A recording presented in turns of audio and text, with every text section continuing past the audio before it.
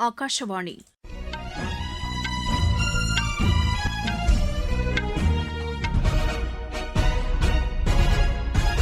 செய்திகள் வாசிப்பவர் வடிவழகி கபிலன். தலைப்புச் செய்திகள்: நாட்டின் ஒட்டுமொத்த வளர்ச்சிக்கு மகளிரின் பங்களிப்பு இன்றியமையாதது என்று பிரதமர் திரு நரேந்திர மோடி கூறியுள்ளார். தொழில் நிறுவனங்களும் வணிக நுகர்வோர்களும் பெட்ரோல் பங்குகளிலிருந்து ஹைஸ்பீட் டீசலை வாங்க மத்திய அரசு தடை விதித்துள்ளது. பிரபல இந்திய துப்பாக்கிச் சுடும் பயிற்சியாளரும் முன்னாள் வீரருமான ஜஸ்பால் ராணா காலமானார். அவருக்கு வயது 49. பாகிஸ்தான் ஆக்கிரமிப்பு காஷ்மீரில் ராணுவம் நடத்திய துப்பாக்கிச் சூட்டில் 16 பேர் உயிரிழந்தனர். ஆஸ்திரேலிய ஓபன் பேட்மிண்டன் போட்டியில் இந்தியாவின் பி.வி. சிந்து அரையிறுதிக்கு முன்னேறியுள்ளார். இனி விரிவான செய்திகள். நாட்டின் ஒட்டுமொத்த வளர்ச்சிக்கு மகளிரின் பங்களிப்பு இன்றியமையாதது என்று பிரதமர் திரு நரேந்திர மோடி தெரிவித்துள்ளார். இது தொடர்பாக சமூக வலைதளத்தில் அவர் வெளியிட்டுள்ள பதிவில், கல்வி, சுகாதாரம், வீட்டு வசதி, விளையாட்டு, அறிவியல், நிர்வாகம் உள்ளிட்ட அனைத்து துறைகளிலும் மகளிர் சிறப்பாக செயல்பட்டு வருவதாக கூறியுள்ளார். ட்ரோன் தொழில்நுட்பம் உள்ளிட்ட துறைகளில் மகளிருக்கு வாய்ப்பு அளிக்கப்பட்டு வருவதாக அவர் தெரிவித்துள்ளார். கடந்த 12 ஆண்டுகளில் பிஜேபி தலைமையிலான தேசிய ஜனநாயக கூட்டணி அரசு மகளிர் தலைமையில் பல்வேறு துறைகளில் வளர்ச்சி பெற்று வருவதாக பிரதமர் கூறியுள்ளார். சுய உதவிக் குழுக்கள் மூலமாக மகளிருக்கு கடனுதவி அளிப்பதன் மூலம் அவர்களின் வாழ்வாதாரம் மேம்படும் என்றும் அவர் குறிப்பிட்டுள்ளார். மகளிருக்கு அதிகாரம் அளிப்பதற்காக பல்வேறு வாய்ப்புகள் உருவாக்கப்பட்டுள்ளதாக அவர் தெரிவித்துள்ளார். அறிவியல், விண்வெளி, புதுமை கண்டுபிடிப்புகளில் மகளிரின் பங்கு மகிழ்ச்சி அளிப்பதாக அவர் கூறியுள்ளார். நாட்டின் தாய்மார்கள், சகோதரிகள் மற்றும் மகள்கள் அனைத்து துறைகளிலும் முக்கிய பங்காற்றி வருவதாக திரு நரேந்திர மோடி கூறியுள்ளார். அமர்நாத் புனித யாத்திரைக்கான முன்னேற்பாடுகள் குறித்து மத்திய உள்துறை அமைச்சர் திரு அமித் ஷா தலைமையில் புதுதில்லியில் இன்று உயர்மட்ட ஆலோசனைக் கூட்டம் நடைபெற்றது. ராணுவ தலைமை தளபதி ஜெனரல் உபேந்திர துவிவேதி, தேசிய பாதுகாப்பு ஆலோசகர் திரு அஜித் தோவல், ஜம்மு காஷ்மீர் துணைநிலை ஆளுநர் திரு மனோஜ் சின்ஹா, எல்லை பாதுகாப்புப் படை, மத்திய ரிசர்வ் காவல்படை மற்றும் மத்திய தொழிலக பாதுகாப்புப் படையின் தலைமை இயக்குநர்கள் இதில் பங்கேற்றனர். அமர்நாத் புனித யாத்திரை அடுத்த மாதம் 3ஆம் தேதி தொடங்கி ஆகஸ்ட் மாதம் 28ஆம் தேதி வரை நடைபெறுகிறது. தொழில் நிறுவனங்களும் வணிக நுகர்வோர்களும் பெட்ரோல் பங்குகளிலிருந்து ஹைஸ்பீட் டீசலை வாங்க மத்திய அரசு தடை விதித்துள்ளது. மத்திய பெட்ரோலிய இயற்கை எரிவாயு அமைச்சகம் வெளியிட்டுள்ள அறிவிக்கையில் 90 நாட்களுக்கு இந்த கட்டுப்பாடு செயல்பாட்டில் இருக்கும் என்று கூறியுள்ளது. நுகர்வோருக்கு ஒரு நாளில் அதிகபட்சமாக 200 லிட்டர் ஹைஸ்பீட் டீசல் மட்டுமே விற்பனை செய்ய வேண்டும் என்றும் அறிவுறுத்தப்பட்டுள்ளது. மேற்காசிய பிரச்சினை காரணமாக டீசல் தட்டுப்பாட்டை தவிர்க்க இந்த நடவடிக்கை மேற்கொள்ளப்பட்டுள்ளது. சரக்கு, வேளாண், பயணிகள் போக்குவரத்து, அவசர சேவைகள், தேசிய பாதுகாப்பு சேவைகளுக்கு டீசல் பயன்பாடு முக்கியமானது என்பதை கருத்தில் கொண்டு ஹைஸ்பீட் டீசல் விற்பனையில் கட்டுப்பாடுகள் அறிவிக்கப்பட்டுள்ளது.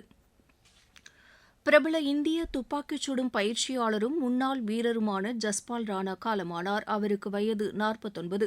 ஆசிய துப்பாக்கிச் சுடும் போட்டியில் தங்கப் பதக்கங்களை வென்ற ஜஸ்பால் ராணா பயிற்சியாளராக பணியாற்றி வந்தார். ஜெர்மனியின் முனிச் நகரில் நடைபெற்ற உலகக்கோப்பை துப்பாக்கிச் சுடும் போட்டியில் பங்கேற்ற இந்திய அணியுடன் புதுதில்லி திரும்பிய நிலையில் உடல்நலக்குறைவு காரணமாக அவர் மருத்துவமனையில் அனுமதிக்கப்பட்டார். தில்லி மருத்துவமனையில் சிகிச்சை பலனின்றி நேற்றிரவு அவர் உயிரிழந்ததாக தேசிய துப்பாக்கிச் சுடுதல் சங்க தலைவர் திரு காலிகேஷ் நாராயண் சிங் தெரிவித்துள்ளார். அவரது மறைவையொட்டி குடியரசுத் தலைவர் திருமதி திரௌபதி முர்மு வெளியிட்டுள்ள இரங்கல் செய்தியில், ஜஸ்பால் ராணா சிறந்த விளையாட்டு வீரர் என்று கூறியுள்ளார். சர்வதேச போட்டிகளில் இந்தியாவுக்காக பல்வேறு பதக்கங்களை வென்றுள்ளதை அவர் சுட்டிக்காட்டியுள்ளார். அவரது அர்ப்பணிப்பையும் விளையாட்டுத் துறையில் அவரது ஈடுபாடும் இளையோருக்கு எப்போதும் ஊக்கம் அளிக்கும் என்றும் திருமதி திரௌபதி முர்மு கூறியுள்ளார். பிரதமர் திரு நரேந்திர மோடி வெளியிட்டுள்ள இரங்கல் செய்தியில், துப்பாக்கிச் சுடுதல் போட்டியில் நாட்டிற்கு பதக்கங்களை வென்று பெருமை சேர்த்தவர் ஜஸ்பால் ராணா என்று புகழாரம் சூட்டியுள்ளார். பயிற்சியாளராகவும் அவரது பங்களிப்பு மூலம் இளைய விளையாட்டு வீரர்களுக்கு வழிகாட்டியாக இருந்ததாக பிரதமர் கூறியுள்ளார். பாதுகாப்புத்துறை அமைச்சர் திரு ராஜ்நாத் சிங் வெளியிட்டுள்ள இரங்கல் செய்தியில், ஜஸ்பால் ராணா சிறந்த விளையாட்டு வீரர் மட்டுமின்றி திறமையான பயிற்சியாளர் என்று தெரிவித்துள்ளார். அவரது மறைவு இந்திய விளையாட்டுத் துறைக்கு பேரிழப்பாகும் என்று அவர் கூறியுள்ளார். விளையாட்டுத்துறை அமைச்சர் டாக்டர் மன்சுக் மாண்டவியா வெளியிட்டுள்ள செய்தியில், ஜஸ்பால் ராணா சிறந்த வீரராகவும் பயிற்சியாளராகவும் திகழ்ந்ததாக குறிப்பிட்டுள்ளார். நாட்டிற்கு அவர் அளித்த பங்களிப்புகள் மகத்தானது என்றும் அவர் கூறியுள்ளார். நீங்கள் கேட்டுக்கொண்டிருப்பது ஆகாஷவாணியின் செய்தி அறிக்கை.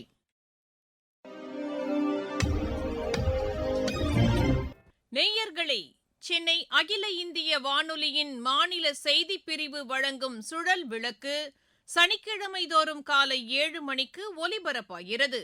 நடப்பு நிகழ்வுகளின் கட்டுரை வடிவிலான இந்த பகுதியில் நாளை இடம்பெறுகிறது. பிரதமர் பதவியில் சாதனை படைத்த திரு நரேந்திர மோடி குறித்த ஒரு பார்வை. பிரதான அலைவரிசையில் ஒலிபரப்பாக உள்ள இந்த நிகழ்ச்சியை கேட்க தவறாதீர்கள். குழந்தை தொழிலாளர் முறை எதிர்ப்பு தினம் இன்று கடைபிடிக்கப்படுகிறது. இந்நாளையொட்டி மத்திய சமூக நீதி மற்றும் அதிகாரமளித்தல் துறை அமைச்சர் டாக்டர் வீரேந்திரகுமார் வெளியிட்டுள்ள சமூக வலைதள பதிவில் அனைத்து குழந்தைகளுக்கும் கல்வி மற்றும் பாதுகாப்புக்கான உரிமை உள்ளதாக தெரிவித்துள்ளார்.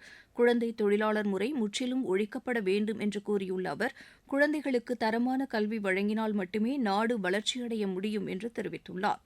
இதனிடையே குழந்தை தொழிலாளர் முறை என்பது சமூகத்தில் நிலவி வரும் பெரிய குற்றம் என்று தமிழகத்தின் தருமபுரி மாவட்ட தொழிலாளர் நல உதவி ஆணையர் திரு ராஜசேகரன் எமது செய்தியாளரிடம் தெரிவித்தார்.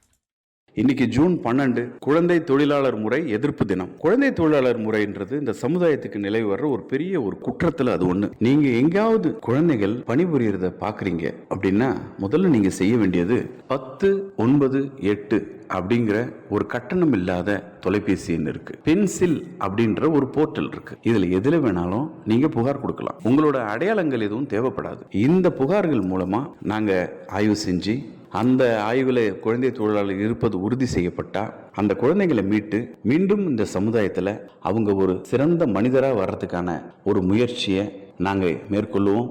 அந்த பணியமர்த்தினாங்க இல்லையா, அந்த வேலையளிப்போருக்கு கடுமையான சட்டங்கள் இருக்கு. இந்த சட்டங்களில் உள்ள தண்டனைகளை பெற்றுத் தருவோம்.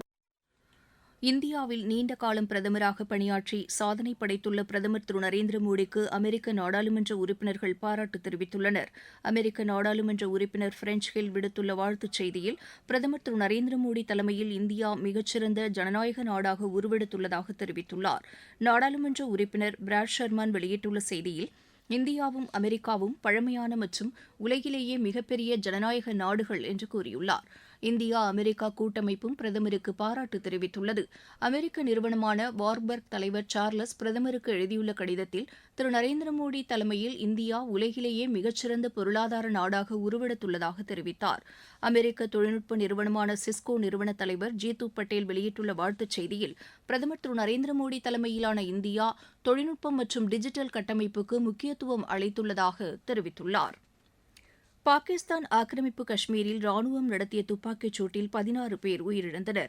அரிசி, கோதுமை, மின்சாரம் உள்ளிட்டவற்றின் விலைவாசி உயர்வை கண்டித்து பாகிஸ்தான் அரசுக்கு எதிராக 70,000க்கும் மேற்பட்டோர் ராவல்கோட்டில் ஆர்ப்பாட்டம் நடத்தினர்.